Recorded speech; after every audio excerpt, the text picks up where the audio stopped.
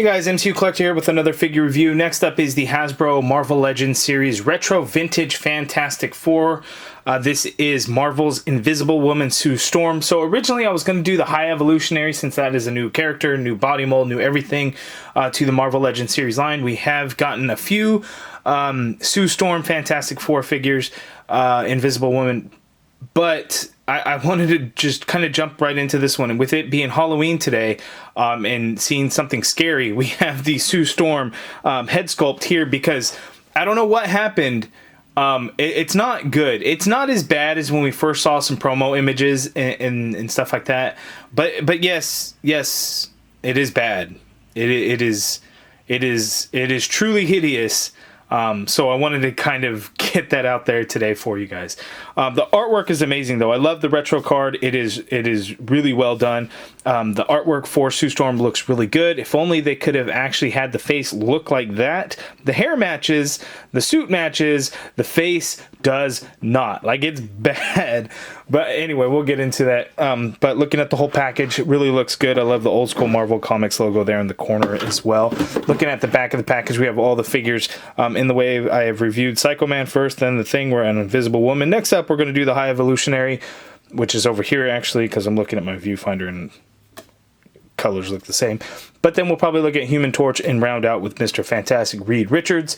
The bio for Sue reads, after receiving superpowers, Sue Storm Richards co-founds the Fantastic Four and emerges as the single most powerful member of the group. Pretty cool, interesting. The little gimmick they did is that she can swap hands, so wow, fancy, huh? But Sue Storm, yikes. Let's get her out of the package and see that face. Okay, so here is Sue out of the package, and I don't want to show her face because it's not good. I mean, at some angles you can kind of hide the fact that it's she's ugly, like ugly. It is not good. And I was hoping that when the figure would release, it wouldn't be as bad as what we saw in the images, and yeah, it's bad. So here she is. She comes with the same force field type energy effect that came in the Super Skrull Build-A-Figure wave. It does look a little bit different. It looks a little bit more clear, whereas the previous one looked a little bit more cloudy, I would say, but still pretty clear and invisible. But essentially the exact same. We get the same hands and everything, and she does come with interchangeable fists, so we have the two open hands for her and the fists. So the energy effect can slip onto her hands, so I have it here on the left. I think it's more so made for the right because the way that you can get the fingers in a little bit more snug, and the thumb kind of goes around the side of the energy, and it's almost molded to kind of fit the thumb in place. So you know, just be aware of that. You can make it work with her left hand, but again, it's definitely more so designed for her right hand. So there she is. Let's get in for the closer look, the moment of truth. Drum roll. Okay, here she is. It's bad. Like here, yeah, not so bad. Here, bad. Not so bad. Bad. Not so bad. It's weird. It's the shape of the cheeks, the chin, just something about it. The hair, I think, is fantastic. It really gives that old school look and hairdo style.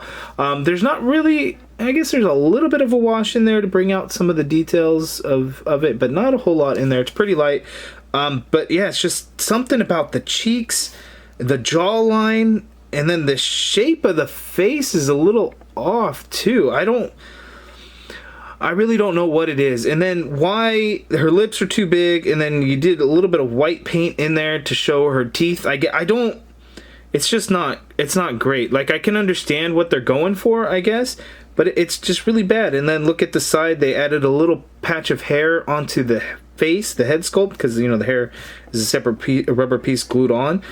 So it's just I don't understand. Like, so you have this Sue Storm, you have this Sue Storm, and then you have the Walgreens exclusive Sue Storm. So it's like, what happened? This one is my favorite, the Walgreens exclusive. This one, my favorite. This one's pretty good too. I don't think I really cared for the hair. Reminded me of like a Charlie's Angels type look to it, right? So that just kind of sucked, but man, this new one, ugh. It's too bad because the hair is awesome. The hair is really good, but the head sculpt is just not. But anyway, talking about the figure, I have a little bit of white paint in the fore of mine, so that kind of sucks. The white up here for around the collar piece is pretty good. Around the forearms, not bad. The belt is kind of crappy though. You can see, you know, when you have a white paint over a dark color, you have to have more layers of paint.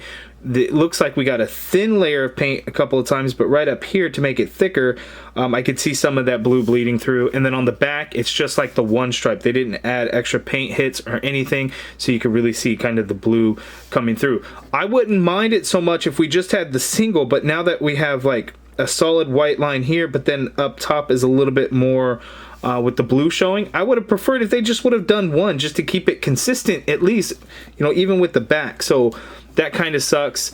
White there, it looks like the blue is actually painted on the lower legs. You can see it's kind of shinier than the upper legs. I don't mind that because at least the white of the boots looks good.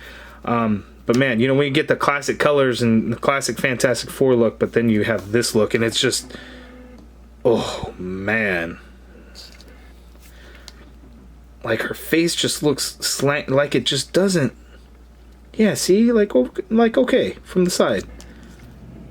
Okay from the side, but man, and it looks like it's tilted. I don't know. I just don't. I don't get it. Like, why? It's bad. It's really bad. But if you have some of the other Sue Storms, let's see some head swaps on what you guys. Ooh, I don't want to break. Ooh, that doesn't want to come off. I don't know that I'm gonna. Ooh, I may not be pulling that off because I can't get that Sue Storm now. So, ooh, yikes! I may have to warm that up and try it a little bit later. But look at that. That works. That could be pretty good. That's a good alternative. This one, no, not so much. Yeah, no. This looks pretty good. This I don't mind. That can really work. I would have liked this color of the hair, but this one could actually really work. Oh, there we go. So the Walgreens exclusive head now. That works really well too. Why wouldn't they have just given us like the same head sculpt but with the new hair? I mean, I know that it's probably not exact, but they could have worked the hair to fit one of these head sculpts, I assume, right? Right? Maybe not this one, but this one, because the hair is all around the entirety of the head. So why wouldn't they have been able to do it? It's a shame. It really is, because you know the look of the colors are fantastic. No pun intended. But damn, it's just not it. I can't. Oh man, super disappointing. But let's pop it back on there and let's go over the articulation. Okay, let's see what Sue can do. She can look down somewhat. The hair kind of gets a little funky and kind of gets in the way there. She's not going to look up because of her hair. You get some side to side. You get some pivot in there, so you know she goes full on Karen. You can do some head tilt there. Arms go out straight. You get a full rotation, of course. Single jointed elbow. This is the older body mold, so you have the rotation at the elbow. About 90-degree bend, single jointed. Wrists swivel, and they do hinge. She has the upper diaphragm joint. Again, it's the same as the other previous two Invisible Woman figures, so you're going to see the same thing. Pivot to the left that much. Pivot to the right that much. She can go back that far. Actually, not bad. Coming forward, not a whole lot at all. And then a swivel at that diaphragm joint, of course, because there's no waist swivel. Legs only go out that far apart. That's not a whole lot. But she can kick forward really, really high. Leg goes back quite a bit, actually. Upper thigh cut, double jointed knee, like so. No calf swivel or anything like that. Foot hinges down. We get a hinge up a little bit. Ankle pivot. Peg holes at the bottom of the feet. So exactly what you would expect using this older female body mold that gets used with pretty much every female figure. Now that we got some new body molds for female figures, hopefully we start to see more and more of that start to hit shelves and with the new released female figures. But this one is not it, so yeah, exactly what you would expect if you have the previous Invisible Woman figures. Okay, so here are the Invisible Woman figures all side by side so you can see them. The Invisible Woman, yeah, of course. The Walgreens exclusive is definitely my favorite release. I do really like the white and blue. I do. I don't swap heads and display them that way. I know some folks do. That's not what I do. I keep all the figures exactly as they come with their included accessories only. I don't swap things around. But you know, if I were to do that, I would use this head sculpt on this figure, and I think that ends up looking the best. You know, each Invisible Woman kind of brings their own thing. I love the translucent hand and bright arm of the Walgreens exclusive. That was pretty awesome. The force field piece that was introduced with this version here was a really nice touch. This one's cool just because of the outfit, the colors.